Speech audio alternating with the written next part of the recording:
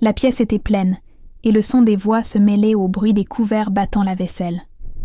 L'odeur de la nourriture nouvellement préparée planait dans les airs, et tout le monde semblait heureux. Tout, sauf moi. Mes parents étaient radieux, et je savais déjà pourquoi. La nuit était spéciale, mais pas pour moi. Le vent froid entra dans la fenêtre ouverte, remuant légèrement le rideau. J'étais assis dans le coin, en regardant la rue, et en essayant d'ignorer la nuisance qui a grandi en moi. Depuis mon arrivée, je me sentais déplacée, comme si je n'appartenais pas à cet endroit. Je m'appelle Coralie, j'ai 20 ans, et j'étudie de la musique, ou du moins j'essaye. Depuis que je suis enfant, je savais que mon chemin serait différent, mais je m'attendais toujours à ce que ma famille me soutienne. J'ai eu tort. La nuit était un hommage à Camille, ma sœur aînée. Elle venait d'être acceptée dans la meilleure école de médecine du pays, et mes parents étaient si fiers que toute la maison semblait briller. La décoration a clairement indiqué à quel point cette réussite signifiait pour eux. La pièce était pleine de bandes d'argent et de ballons. À la table, un grand gâteau a montré l'emblème de son université. Mes parents n'ont pas caché l'enthousiasme. Louis, mon père, a rempli les tasses de vin, et ma mère, Madeleine, a souri satisfait en parlant aux invités. Camille, comme toujours, était au centre de l'attention. Elle a raconté des histoires sur l'université, comment ses professeurs avaient déjà réalisé son talent, et à quel point elle était impatiente pour les stages. Je regardais l'assiette devant moi, remuant la nourriture avec la fourche incapable de manger. J'essayais de trouver un moment pour parler, mais cela semblait impossible. Tout le monde était très occupé à célébrer Camille, comme si rien d'autre ne comptait. Depuis que je suis petit, j'aimais la musique. Il a passé des heures sur le piano, à entraîner des accords et à créer des mélodies que personne ne semblait entendre. Quand il était temps de choisir un collège, j'ai fait face à une résistance. Mes parents ont insisté pour que je choisirais quelque chose de plus sûr, pour me garantir un avenir stable. J'ai combattu cela et j'ai obtenu un sac partiel dans une excellente université. Mais rien n'a changé. Il n'y avait pas de fête, de ballons ou de fierté estampillés sur leur visage. Des regards et des commentaires douteux sur la façon dont ce choix ne me conduirait nulle part. J'avais besoin de parler. La date limite des frais de scolarité du collège approchait, et cette fois je ne pouvais pas me le permettre seule. Le café où j'ai travaillé a réduit mes quarts de travail et mes économies n'étaient pas suffisantes. Même sachant que la réponse serait probablement négative, j'avais besoin d'essayer. J'ai pris une profonde inspiration en sentant mon cœur accélérer. Mes mains transpiraient et mon estomac roula. J'ai attrapé le papier plié dans la poche de mon manteau et je l'ai tenu quelques secondes avant de le mettre sur la table. La conversation était toujours excitée et personne ne semblait remarquer ma présence. J'ai regardé autour de moi et j'ai attendu un moment de silence qui n'est jamais arrivé. J'ai rassemblé du courage et j'ai dit qu'il devait leur parler. Au même moment, toutes les voix ont cessé et les yeux se sont tournés vers moi. Mes parents m'ont regardé avec attente, mais sans aucune trace de préoccupation. Mon cœur battait fort dans ma poitrine. Il a dit qu'il s'agissait de mes frais, de scolarité, que mes quarts de travail étaient réduits et que mon sac ne couvrait pas le montant total. J'ai expliqué que j'avais essayé de faire plus de travail, mais encore 2000 €. J'ai demandé de l'aide, quelque chose que je n'avais jamais fait auparavant. Le silence était inconfortable. Ma mère a été la première à parler, mais son ton était froid. Il a dit que j'avais toujours réussi à me retourner seule. J'ai essayé d'expliquer que cette fois, c'était différent. Mais elle croisa les bras et soupira. J'ai dit que j'avais fait ce choix. Et j'ai toujours su que vivre sur la musique serait difficile. Mon père n'a rien dit. Je viens de tourner le verre de vin dans vos mains, comme si vous ne vouliez pas être là. Avant de pouvoir insister, Camille a pris le téléphone portable et a souri. Il a dit qu'il venait de recevoir un email collégial confirmant le paiement de l'inscription. Il a remercié mes parents pour leur soutien et a montré l'écran. Mes yeux sont allés directement à la valeur. 150 000 € payés. En totalité. J'ai senti mon estomac tourner. J'ai demandé s'ils avaient tout payé et ma mère l'a confirmé comme si c'était évident. Il a dit que la médecine était un investissement et que cela garantirait un avenir solide pour Camille. J'ai regardé le papier qui était toujours sur la table. 2000 €.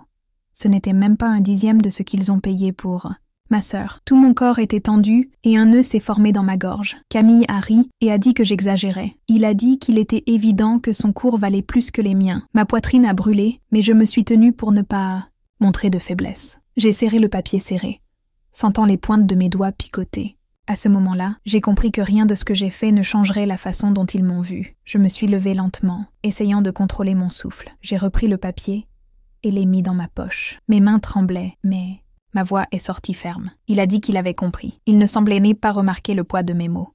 Ils ont rapidement ri à nouveau et parlèrent de Camille, comme si je n'avais jamais parlé. Je me suis assis à nouveau, mais je n'étais plus là. Mon esprit a travaillé rapidement, entrait en tout, chaque mémoire d'enfance, chaque fois que j'étais réservée, chaque instant où j'ai été ignorée ou diminuée. La vérité était clairement dessinée. Je ne faisais pas partie de cela, et je ne le ferai jamais. Je n'y resterai même pas un autre jour. Le dîner les suivait normalement, mais je n'étais plus là. Mon esprit a traité chaque détail de cette conversation, chaque aspect de l'indifférence, chaque mot qui a confirmé quelque chose que j'ai toujours essayé d'ignorer. Peu importait à quel point j'étais difficile, ce ne serait jamais suffisant pour eux. Je me suis levée de la table avant que quelqu'un ne puisse dire quelque chose. Je me suis rendue à ma chambre et j'ai fermé la porte. Je me suis penchée contre elle, essayant de contrôler mon souffle. J'ai regardé autour de moi et j'ai vu l'endroit où j'ai grandi. Les murs étaient les mêmes.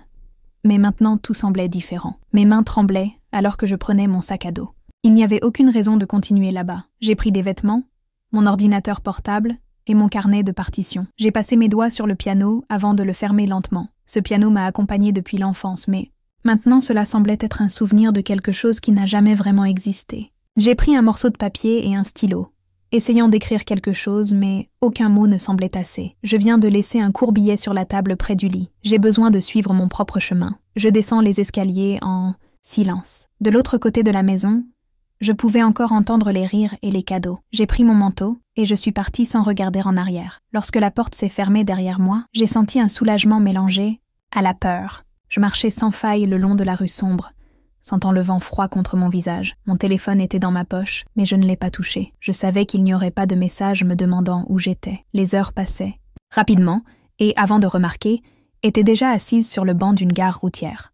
Mon argent n'était pas beaucoup, mais assez pour payer un billet du centre-ville et une nuit dans un hôtel bon marché. J'ai regardé l'écran du téléphone, me demandant si je devais envoyer un message à quelqu'un, mais la vérité était que je n'avais personne à appeler. Le bus est arrivé et je suis entrée, regardant par la fenêtre alors que je m'éloignais de tout ce que je savais. Le lendemain, je me suis réveillée tôt et je suis allée à l'adresse que j'avais reçue la nuit précédente. Electronor, mon ancien professeur de musique, vivait dans un petit mais accueillant appartement. Elle m'a reçue avec un sourire et un regard de compréhension, comme si elle savait déjà exactement ce qui s'était passé. Nous nous sommes assis dans la cuisine alors qu'elle préparait le café et m'a entendu tout. Elle ne semblait pas surprise quand j'ai fini. J'ai dit que j'ai toujours su que ma famille ne me soutiendrait jamais, mais je n'en avais pas besoin pour prouver ma valeur. Il a dit qu'il connaissait quelqu'un qui pouvait m'aider à trouver un emploi dans un café et qu'il y avait un petit appartement à louer à proximité. Ce n'était pas beaucoup, mais ce serait un début. J'ai remercié un nœud dans ma gorge. Les jours suivants ont été un mélange de peur et de soulagement.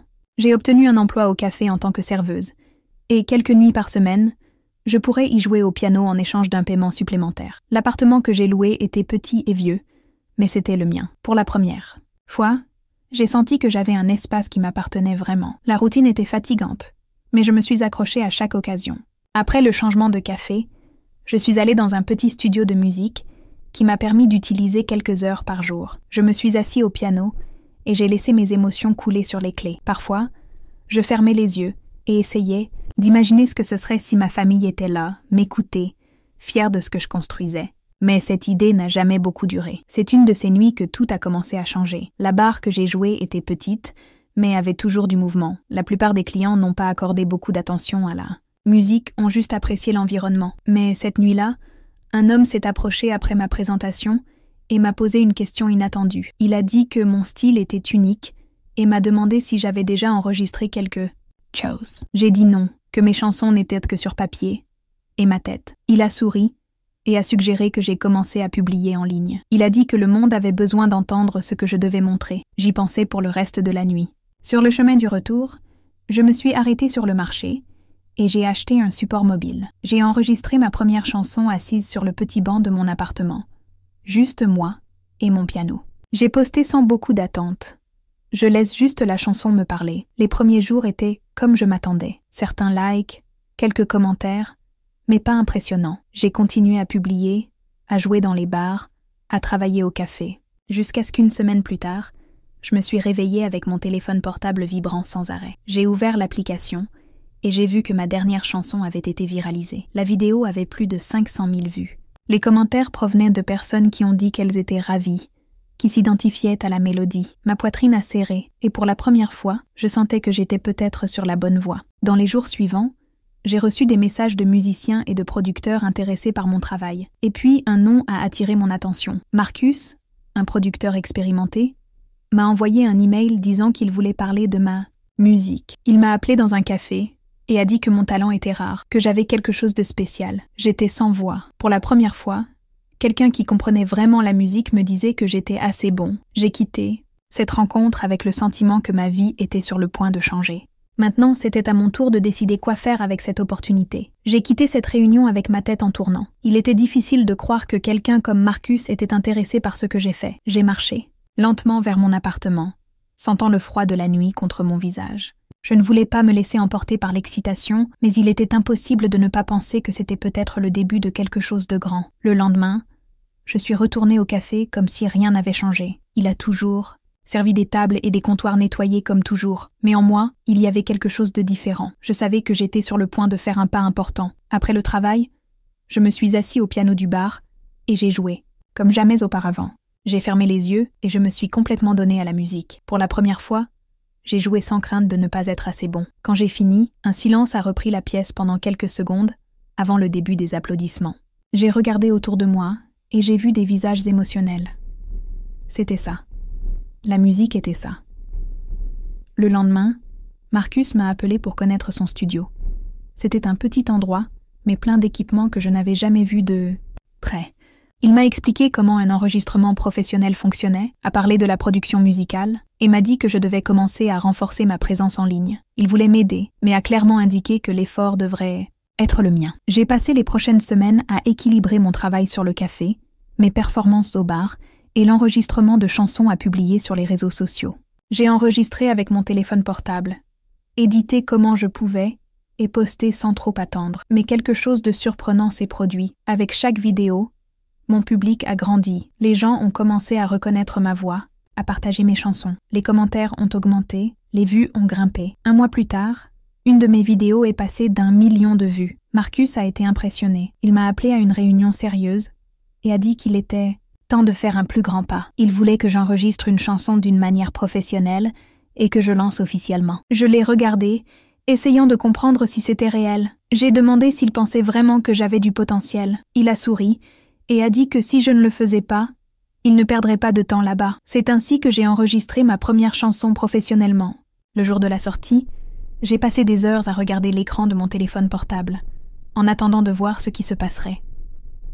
Peu à peu, les chiffres ont commencé à augmenter.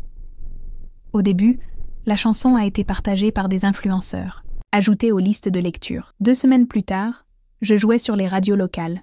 Et puis, quelque chose que je n'ai jamais attendu est arrivé. Ma mère a appelé. J'ai regardé l'écran du téléphone pendant longtemps avant de répondre. Sa voix était prudente, presque hésitante. Il m'a demandé comment j'étais, a dit qu'il avait entendu ma musique jouer et que je pensais que c'était beau de suivre mes rêves. Cela m'a pris par surprise. Ce n'était pas comme si elle s'excusait, mais cela semblait être sa façon d'essayer, de rouvrir une chaîne de communication. J'ai répondu de manière éducative, mais j'ai gardé la distance. Quelque chose en moi a dit que cette connexion n'était pas seulement une question d'intérêt pour mon bien-être. Il n'a pas fallu longtemps à mon père pour m'appeler aussi. Il a utilisé un ton clair, m'a demandé comment j'étais et a mentionné que lui et ma mère aimeraient me voir. Il a dit qu'ils m'ont manqué et qu'il voulait parler quand j'avais le temps. Je savais qu'il y avait quelque chose derrière ces mots, mais je n'ai pas demandé. Je viens de dire que j'étais occupée et raccrochée. Les jours passaient et on commençait à recevoir des messages des chiffres que je n'ai pas reconnus. C'étaient des parents éloignés, des cousins et des oncles qui m'ont à peine parlé dans le passé. Tout le monde a salué mon talent, a dit qu'il m'encourageait. Cela m'a mis mal à l'aise. Personne ne se souciait quand j'avais désespérément besoin d'aide. Mais maintenant que mon nom a commencé à apparaître dans des articles et mes chansons jouées sur des radios, tout le monde voulait approcher. J'ai décidé d'ignorer les messages et de me concentrer sur ce qui comptait vraiment. J'ai continué à composer, à enregistrer et à me consacrer à la musique comme jamais auparavant. J'ai reçu des invitations à de petites performances à l'extérieur de la ville et j'ai commencé à voyager pour chanter lors d'événements. L'argent a commencé, pas beaucoup au début, mais assez pour me garder sans café. C'est alors que Marcus m'a donné des nouvelles inattendues. Il avait obtenu un contrat pour moi de faire ma première petite tournée avec des présentations dans différentes villes. C'était tout ce que j'ai toujours voulu. J'ai signé le contrat sans hésitation. C'est à ce moment que l'insistance de ma famille a augmenté. Ma mère a appelé presque tous les jours. Quand je n'ai pas répondu, elle a envoyé des messages. J'ai dit que je me manquais. Je voulais savoir si j'avais besoin de quelque chose. Je voulais me voir. Mon père a également essayé de contacter, mais plus discrètement. Jusqu'à ce qu'un jour, j'ai reçu le message qui explique tout. Camille m'a envoyé un texte court mais simple. Elle a dit qu'elle ne voulait pas de rodéo. Elle savait que nos parents essayaient de se rapprocher et que j'avais besoin de connaître la vérité. Elle avait abandonné l'université. Je me suis tenue longtemps en regardant ces mots. Camille, la fille parfaite, le futur médecin que mes parents admiraient tellement, n'étudie plus. Après 3 ans, elle avait abandonné. Je savais que cela aurait dû être un choc pour mes parents. Mais ce qui m'a le plus surpris, c'est l'autre partie du message. Camille a dit que l'argent était épuisé, que mon père avait perdu son emploi, que ma mère devait retourner au travail et qu'ils étaient confrontés à des problèmes financiers. Et puis, tout avait du sens. Ils ne me chercheront pas parce qu'ils m'ont manqué. Ce n'était pas fier de mon succès, c'était le désespoir. Pour la première fois, j'étais la fille dont ils avaient besoin. Mon esprit est revenu à ce soir-là au dîner. Les paroles froides de ma mère, au rire moqueur de Camille, le regard indifférent de mon père.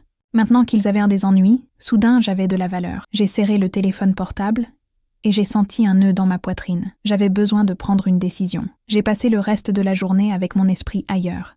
Même avec mon horaire complet, ma tête a continué à répéter ce message de Camille. Elle a abandonné l'université, mon père a perdu son emploi, ma mère a dû retourner au travail. Maintenant qu'ils étaient confrontés à des difficultés, soudain j'avais compte. Après si longtemps, après tout ce qui s'est passé, ils voulaient que je sois là. Mais je connaissais la raison. Ce n'était pas de moi. C'était ce que je pouvais faire pour eux. J'aurais pu l'ignorer, mais quelque chose en moi a dit qu'il était temps de y faire face. J'ai passé toute ma vie à essayer de chercher la reconnaissance de ma famille. Maintenant, j'ai finalement compris que cela n'arriverait jamais. Mais il y avait encore quelque chose qui devait être dit, quelque chose que je ne pouvais plus porter seule. Sur mon spectacle le plus important, le public était bondé. Mon nom était sur les grands écrans, les billets se sont vendus, et je pouvais sentir l'attente dans les airs. C'était le moment où je travaillais tellement, mais dans la foule, parmi les visages inconnus, je savais qu'ils étaient là. Ma mère, mon père et Camille. Le spectacle a commencé et, comme je l'ai chanté, je regardais discrètement vers eux. Ils n'étaient pas dans le premier rang. Ils n'étaient pas dans la place d'honneur. Ils étaient en arrière-plan, assis comme des spectateurs ordinaires. Je ne savais pas s'ils étaient là pour une fierté ou un intérêt, mais à ce moment, cela n'avait pas d'importance. Lorsque la dernière chanson est arrivée, j'ai senti ma poitrine se resserrer. J'ai pris le microphone et j'ai pris une profonde inspiration avant de parler. J'ai dit au public que c'était une chanson spéciale, que je l'ai écrite les jours les plus difficiles de ma vie. C'était une chanson pour savoir qui vous êtes, même lorsque le monde insiste sur le fait que vous n'avez aucune valeur. Le public a applaudi avant même que la première année ne soit touchée. J'ai commencé à jouer du piano et, alors que la mélodie s'est propagée dans tout le théâtre, j'ai ressenti la tension dans l'air. Ma voix est sortie ferme, chargée de tout ce que je gardais si longtemps. Les mots sont sortis comme je leur parlais directement. La chanson a raconté l'histoire de quelqu'un qui a été mis de côté, quelqu'un qui a appris à marcher seul, parce qu'il n'avait jamais eu de soutien. Il comptait sur la douleur, mais aussi sur la surmonter. Quand j'ai fini, le silence a repris la pièce pendant quelques secondes, avant l'explosion des applaudissements. Le public s'est levé, criant mon nom. Je me suis levée et j'ai fait un arc, mais je n'ai pas regardé directement où était ma famille. Je savais que c'était pour eux, mais de ne pas leur plaire. Pour la première fois, j'ai fait quelque chose, juste pour moi. Après le spectacle, je suis allée au vestiaire. J'étais épuisée, mais j'ai ressenti quelque chose de différent. Un soulagement. Il n'a pas fallu longtemps avant que ma femme d'affaires ne frappe à la porte. Il a dit que ma famille attendait dehors. J'ai regardé dans le miroir pendant un moment, et je savais que c'était le temps. Je suis partie, et je les ai vus là, debout comme s'ils ne savaient pas quoi dire. Ma mère a été la première à parler. Il a dit que le spectacle était merveilleux, que ma musique a joué son cœur. Mon père était d'accord avec un sourire hésitant. Camille m'a juste regardée, attendant ma réaction. Je n'ai rien dit. Pendant quelques secondes, je les ai juste regardés. Ma mère a essayé de remplir le silence. Il a dit qu'il voulait me rapprocher. Je me suis manquée. Mon père a mentionné que les choses étaient difficiles, qu'ils avaient besoin de soutien. Camille a finalement dit, disant qu'elle savait toujours que j'étais talentueuse. Mon rire est sorti sans que je puisse tenir le coup. Bas, amer. Ils n'étaient pas là pour me féliciter. Ils n'étaient pas là parce qu'ils ont finalement compris qui j'étais. Ils étaient là parce qu'ils avaient besoin de moi. Ma mère a essayé d'insister. Il a dit que la famille est une famille, que nous devrions laisser le passé derrière. Je l'ai interrompu avant qu'elle ne puisse continuer. J'ai demandé où ils étaient quand j'en avais besoin. J'ai demandé pourquoi seulement maintenant j'avais de la valeur pour eux. J'ai demandé s'ils pensèrent que j'avais oublié chaque fois qu'ils me disaient que mon rêve ne valait rien. Le silence est tombé entre nous. Mon père a baissé la tête. Camille croisa les bras, ennuyée. Ma mère a dit qu'elle avait fait ce qu'elle pensait être juste à l'époque. J'ai pris une profonde inspiration, et j'ai clairement indiqué que je n'étais plus cette fille qui a demandé l'approbation.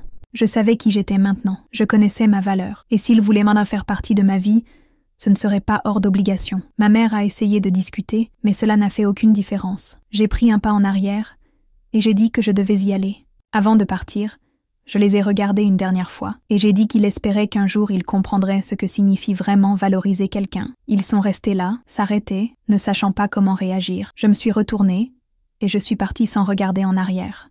Il y avait quelque chose de différent en moi. Ce n'était ni la tristesse, ni la colère. Pour la première fois, j'ai senti que j'avais mis fin à un cycle. J'ai fermé les yeux, et j'ai pris une profonde inspiration, sentant le poids de tout ce qui s'est finalement passé de mes épaules. Dans les jours suivants, ma vie a suivi normalement. Spectacle, interview, composition. Mon nom est apparu plus que jamais et les opportunités émergeaient toujours. Mon manager m'a appelé à une réunion importante et a dit qu'il y avait des marques intéressées par les partenariats, les invitations de festivals et même un projet international. J'ai tout entendu avec attentivement. Mais mon esprit était concentré sur autre chose. Je savais que je devais retourner tout ce que j'ai appris. Je savais à quel point c'était difficile de commencer sans soutien, à quel point c'était solitaire d'essayer de suivre un rêve quand personne ne croyait.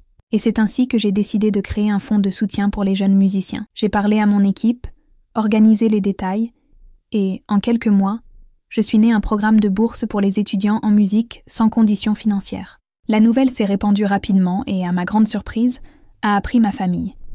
Ma mère m'a envoyé un court message, disant que c'était beau ce que je faisais. J'ai lu le message, mais je n'ai pas répondu. Mon père a appelé plusieurs fois, mais j'ai laissé tous les appels sans réponse. Camille a essayé de m'ajouter sur les réseaux sociaux, mais j'ai ignoré la demande. Il n'y avait pas de place pour eux dans ma vie. J'ai continué à travailler et à grandir. Ma tournée a été un succès. Mon public augmentait chaque jour. Mais au fond, je savais que le plus gros succès n'était pas ça. C'était en sachant que je m'étais prouvé que je pouvais. 3 ans plus tard, j'ai reçu une invitation spéciale. Un festival m'a appelé pour être l'une des principales attractions. Et l'événement aurait lieu exactement dans la ville où j'ai grandi.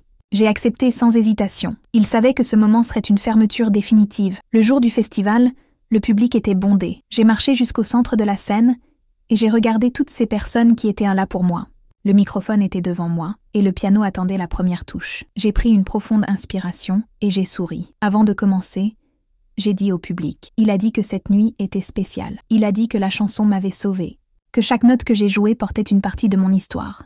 Il a dit que personne ne peut définir notre valeur au-delà de nous-mêmes. J'ai joué la première note et j'ai laissé la chanson parler pour moi. En fin de compte, alors que les lumières se sont éteintes et que les applaudissements résonnaient, je savais que mon voyage en valait la peine. J'étais exactement là où ça devrait être. Et vous, qu'auriez-vous fait à ma place? Auriez-vous donné une seconde chance à ceux qui ne vous ont jamais cru ou que vous avanceriez? Je veux connaître votre opinion. Commentez ici et partagez votre histoire.